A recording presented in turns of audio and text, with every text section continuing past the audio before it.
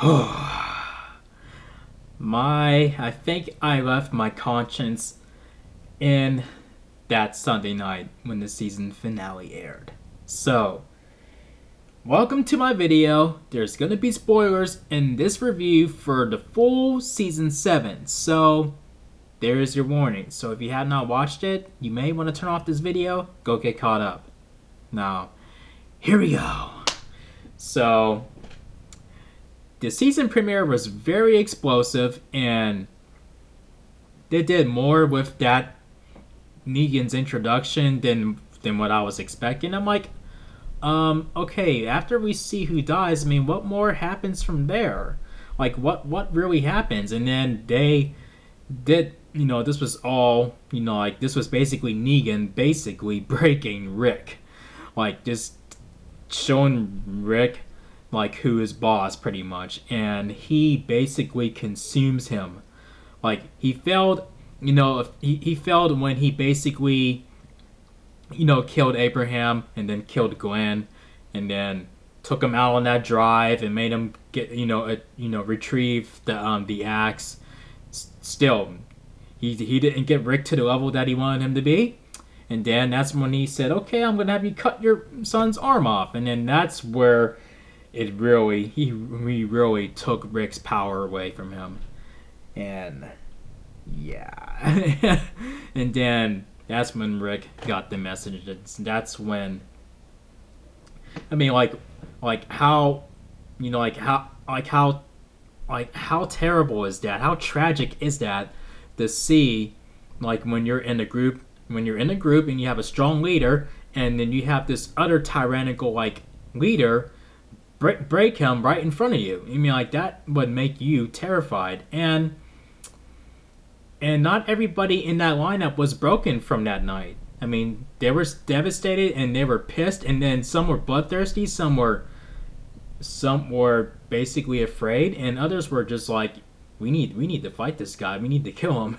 And while Rick is saying, I can't get anybody else killed, and I can't get, especially Carl killed or Judith killed, anybody else, that's in his, basically in this grouping, in his life, because they're all family.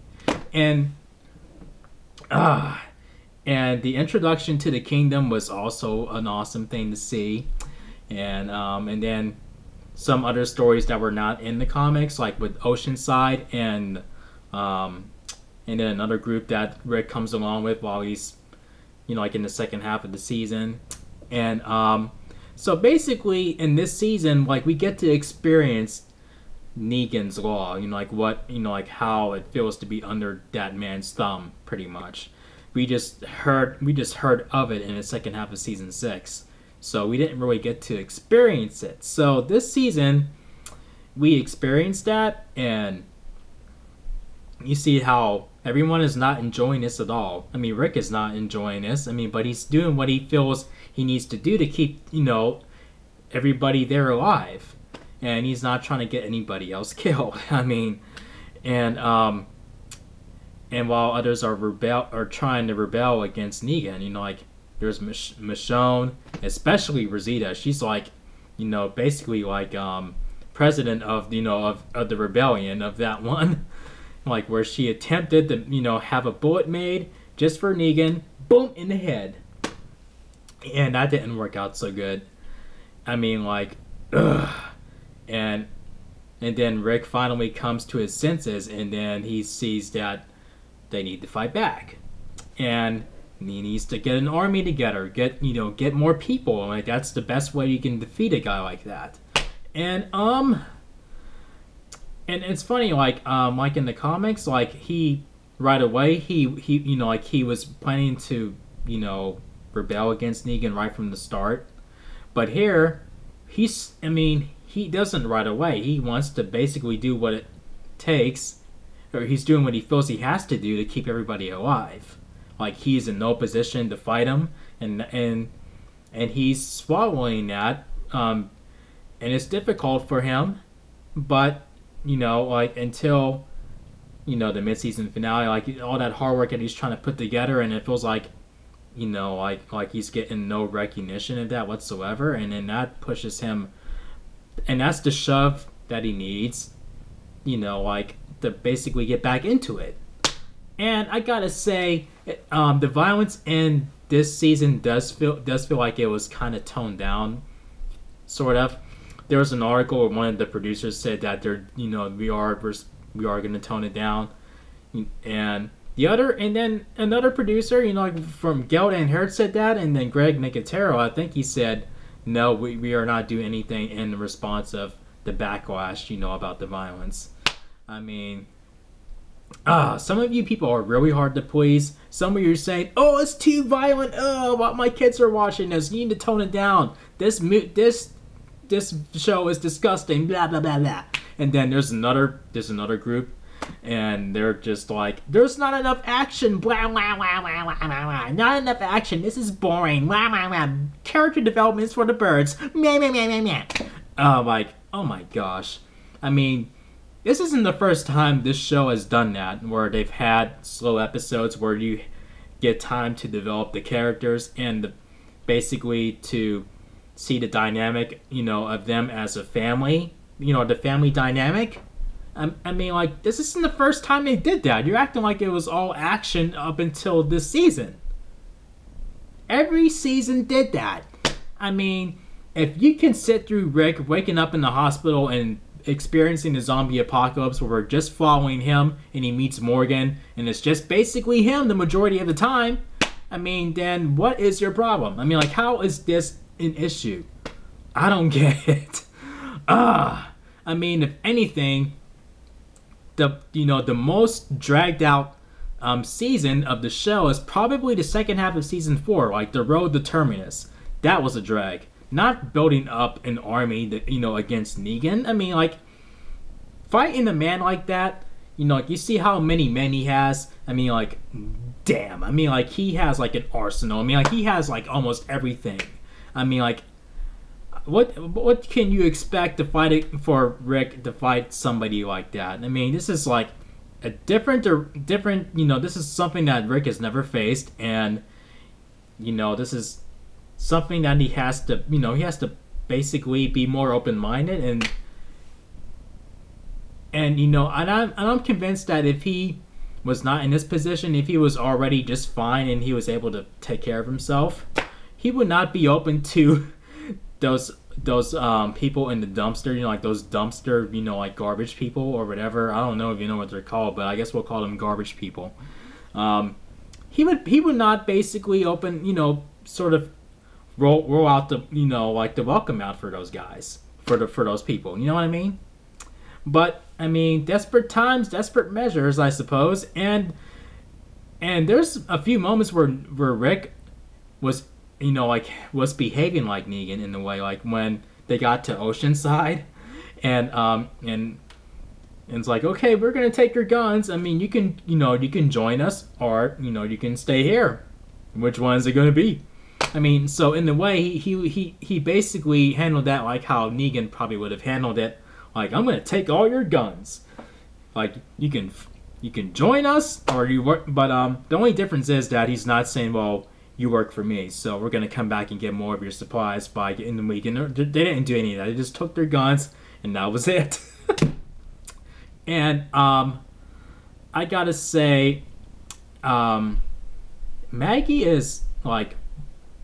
This season really showed me that Maggie is like the strongest female character of the show. I mean, there's a lot of really strong female characters. I mean, you got Michonne, Carol. I mean, like, come on. I mean, but Maggie, you see all the shit that she's gone through, seeing men that she loved beaten or slaughtered right in front of her, like with Herschel and the governor, Glenn, the Negan.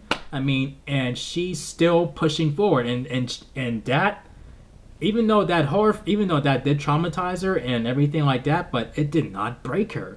Right away, she was like, we need to get ready for a fight. We need to fight him. I mean, like, that is powerful. And she basically, is put on this, pedestal at the hilltop where, everybody, like, like where Gregory is kind of, basically dethroned. and now Maggie is put in her position, and she's helping everybody there while he's basically, looking after himself. He's not really looking after anybody really. And it's funny how he's cooperating and with the saviors, but when Maggie comes along and basically dethrones him, that intimidates him to where he wants to take her out or whatever, or wants her out of the picture, whatever. I mean, he's like a slippery one, isn't he? And I do like how and with Dwight, like how in the comic books, like he, was basically rebelling against Negan also, but like Rick, they're basically, cooperating with Negan until later on, until they're pushed to where, okay, we've had enough. And Ezekiel, I mean, he wasn't working against Negan either. I mean, he was basically, again, cooperating with the saviors, just giving them what they want, keep them away from the kingdom and all that stuff. And then that goes totally south. I mean, no thanks to Richard. But, and then it got someone else killed instead of him, and that gave Ezekiel the shove that he needed. For poor Benjamin to die, and I knew he was going to die too. I mean, I just, you see the bond that they have. I'm like, something's going to happen to that kid, and that's what's going to push Ezekiel to where he's at. That's going to push him to fight. And so the only thing that did surprise me in this season, what really surprised me, is when Morgan goes back to, back to being insane. Like how he was in season 3, like when Benjamin died, and then that basically pushed him down that slippery slope that he worked so hard to climb out of.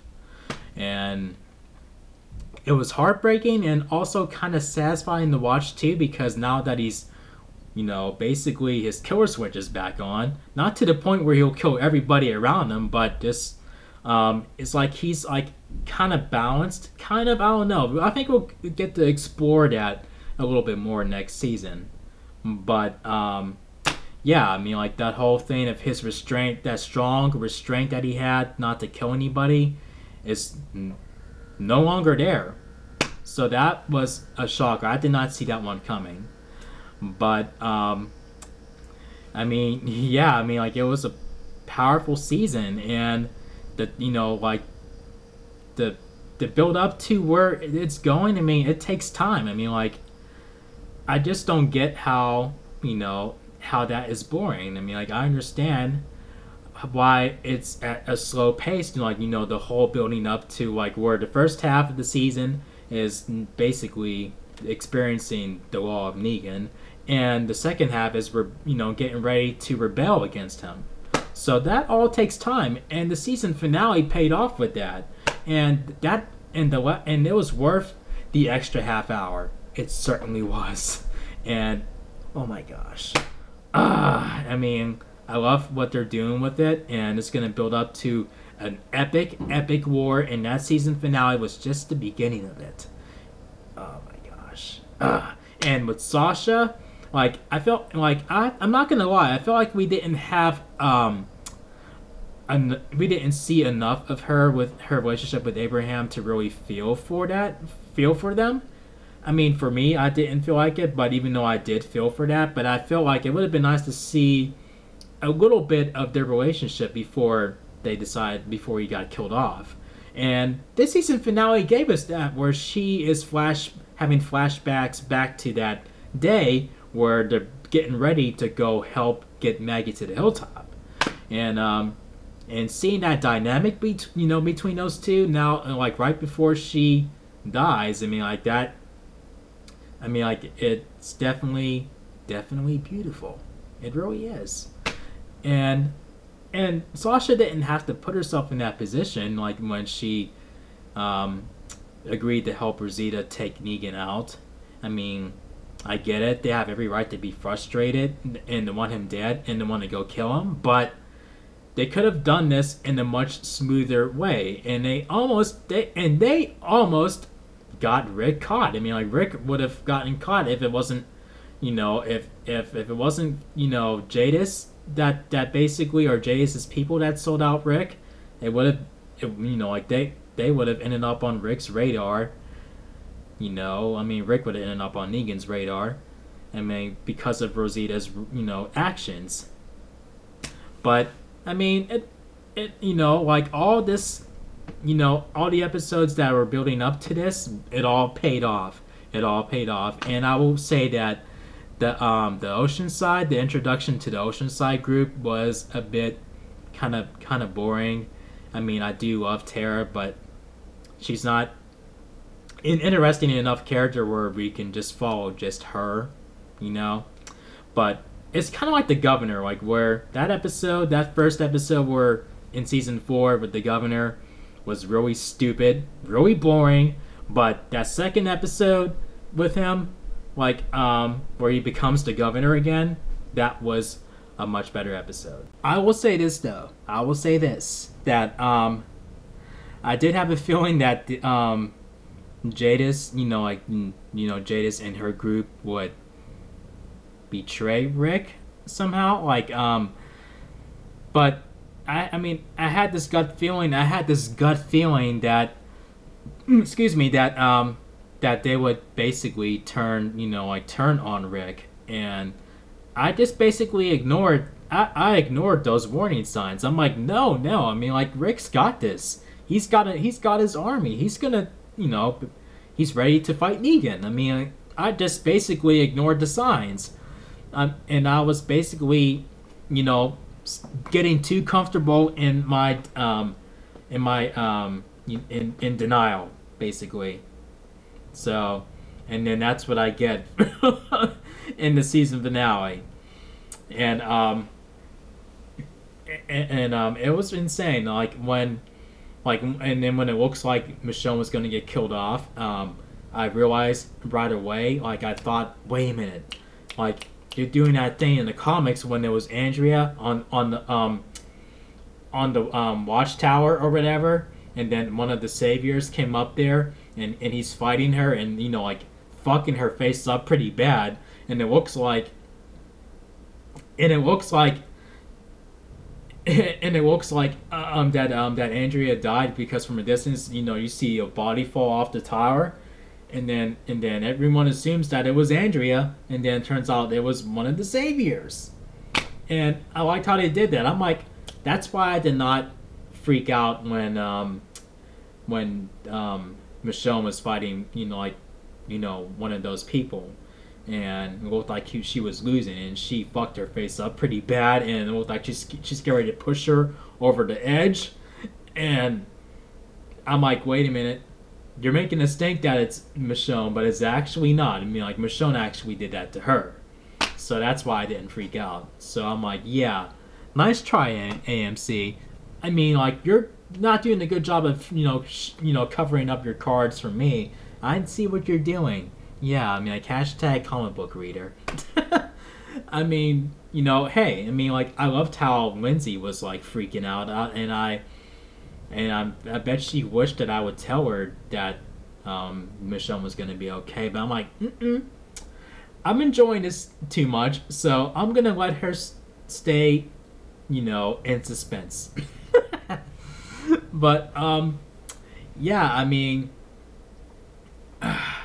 the whole thing, you know, this finale definitely made up. I mean, like, the season premiere was really awesome, and we had a really season finale that was extremely awesome, and probably, you know, like, this is definitely the best hour-and-a-half episode in the show's history, like ever. It's like one of the best, next to the, you know, the very first episode and the season 5 finale. You know, I would put it right there. But this is, you know, like, by far my favorite season finale. It's the most solid one, the most action packed, and it kind of reminds me of the season 3 finale with the governor, where he goes to the prison in an attempt to attack the group, and then, you know, and then it doesn't go so well, and then he's forced to retreat.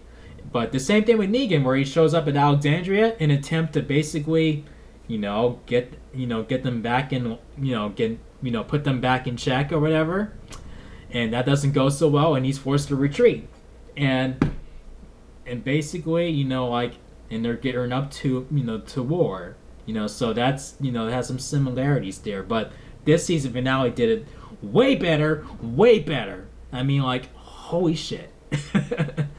But oh my gosh, I mean, I am so ready for season 8. I don't know about you guys, but I am definitely ready. I mean, I just can't with some of you people who complain about these episodes, like where saying, I mean, like, the only episode that bored me is with the introduction to the ocean side. I mean, even though I do appreciate what they're telling, and that's what needed to be told in order for the story to for the story arc to come together the way it did. I mean, and that's good. That's good. But it was, it wasn't bad, but it was probably the weakest episode of the season, I would say. Everything else is pretty good, like with the whole thing with the kingdom, with the hilltop, like outside of Alexandria. And I feel bad for the Alexandrians. I mean, when Rick showed up and they were freaked out by him, and then they adapted to him, and then Negan shows up, and then they're like freaked out by him, and then you need Rick to basically get them ready for the fight, and so I'm pretty sure they appreciate him being there now. But that all being said, I mean, this season deserves 4 chair spins out of 5. So here we go. 1, 2, 3, 4. Solid chill spin. Chair spin. See, my brain is still tangled in the epicness that is season 7. The season 7 finale. I just cannot help myself. I cannot get enough of that season finale. I mean, it has very good replay value. I mean, when Shiva is tearing Saviors up, holy fuck. And with Sasha having Holly's death, I mean, I kind of predicted that too, but they should never have announced that she was going to be in Star Trek. They never should have announced that. They should have waited until Talking Dead for her to say it. Where they say, no, you cannot tell them that you're going to be on Star Trek or anything like that. Or, I don't know. I mean, like, it's like that announcement prepared us for her, for her fate. And some people were thinking that, along with me, were thinking that she was going to have Holly's death. And they did it in a different way. I mean, like, where basically, like in the comics where Negan planned that. But here, he had nothing to do with that. I mean, this was like a big surprise to him. He was surprised left and right in this season finale. Like, oh shit, Sasha's a walker. Holy shit, there's a tiger. Holy shit, Maggie is alive. Like he's just hit with surprises left and right in this. And I would say this. I mean, I feel like I was hanging on the ledge. This season finale, like where I was holding on, and then the grip of of my fingers. Like the grip in my fingers were hurting, where I was getting ready to fall off, and I'm like, that's how the season finale felt to me, and that's how I wanted to feel, and it was epic, and it had a beautiful ending, like with all leaders standing together, and then hearing that speech by Maggie. I mean, like, damn, she is like the strongest female character on the show right now. I mean, there's a lot of strong female characters, but she is like right up there. And that's, that's saying a lot, because Michonne has that quality, in her, and Carol kind of has that quality in her too, but she's like in number 3 in the top 3 of, like Maggie, Michonne, and Carol when it comes to women who can lead. And Rick sees that in Michonne, like where, she can lead and they can lead together. And their relationship is beautiful. I mean, that episode where they're on the run together, I mean, it was great. It was fantastic. And, I mean, if you have a problem with character development and everything like that, I mean, that's just as important as the action and the violence. I mean, they've been doing that, since the show started. I mean, like, why is it bothering you now? I mean, I just don't get it. But I don't know. Just quit watching the show. Let people who enjoy the show enjoy it, and just go somewhere else. Go watch something else. I mean, like, that satisfies their needs. I mean, if Walking Dead can't do it, then go ahead. They're doing just fine without you. Seriously. But yeah, if you guys enjoyed my review on this season, let me see, my brain is tangled. If you enjoyed my review on this season, make sure you thumb up the video, and make sure you click subscribe if you're a newbie to the channel. And thank you for watching, and feel free to tell me what you thought of season 7 overall. What was your favorite season so far? I don't know. It's hard to pick. Right now, I'm torn between this and season 6. I mean, I enjoyed season 3 as well. Shit. I mean, that's how fucking good this show is. I mean, I don't know. I mean, it's a dilemma. It's a dilemma. But ever since, I will say this though, ever since I've read the comics and I've read the whole thing where, with Negan running things and basically shaking things up for the show, I said I cannot wait for this character to be on the TV series. And now that he's on there, I'm just enjoying it. I'm enjoying it, and I loved how they're leaving his origin, like up in the air, like where we're still left with our curiosities like unanswered. Like that keeps the intimidation of Negan alive. I mean, that can wait until after All Out War, and his background, his origin is being told in the comics, but I'm not gonna get into that. I'm just gonna keep the thread of Negan alive. And I will say this though, I mean, like, this is where you start to see that Rick and Negan are not that different from each other.